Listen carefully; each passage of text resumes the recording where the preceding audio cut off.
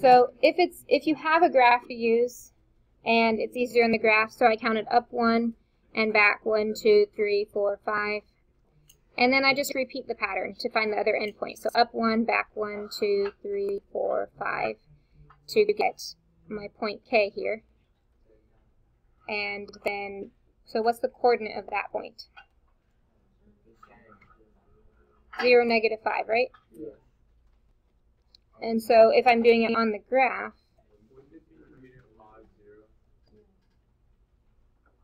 yeah, it would be negative 5, 0.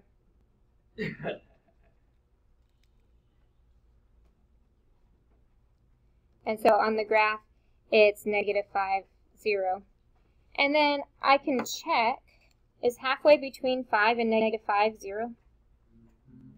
Is halfway between negative 2 and negative 1, sorry, is halfway between negative 2 and 0, is that negative 1? Yeah. So that's another way you can do it. If you have the graph to use, if that makes more sense to you, you can do it on the graph also. Does that make more sense to some people? You don't have to know both ways, but you need to figure out one of the ways. Yeah, so you can graph the answer. Just make sure you label, we have the end point, midpoint, and I'm trying to find the other end. All right, so go ahead and flip over. We have one last page.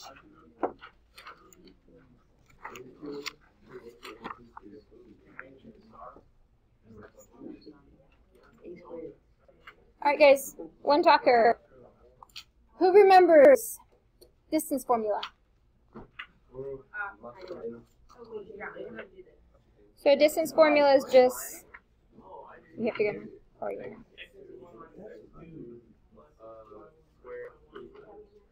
Let's check it.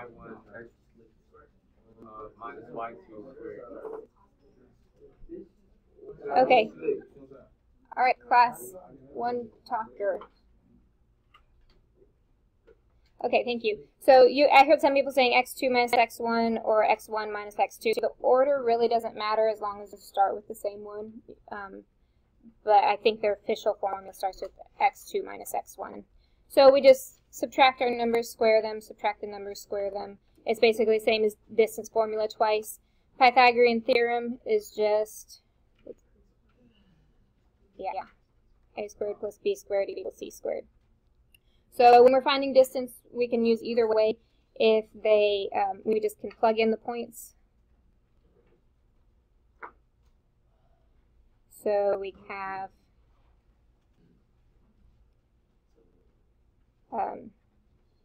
2 minus 8 squared plus negative 10 minus negative 2 squared. 2 negatives makes a positive, and we do the math.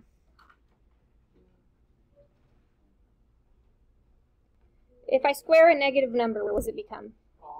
A positive number. So 36 plus 64, 100. And what is the square root of 100? Yeah. So my answer is just 10. I could do the same thing on the graph by plotting the actual point. So the first one is 8 and negative 2. Next one is 2 and negative 10.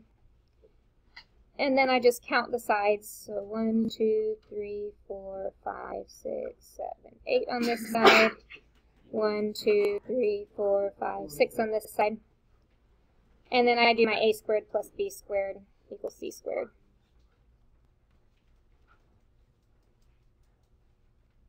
Which gives me the same thing. So 100 equals c squared. Take the square root to get 10 equals c. So this is just a preference thing. I mean, whether you have a graph in front of you or not can make a difference, but do you prefer plugging into the formula? Do you prefer graphing and counting the sides? Yeah.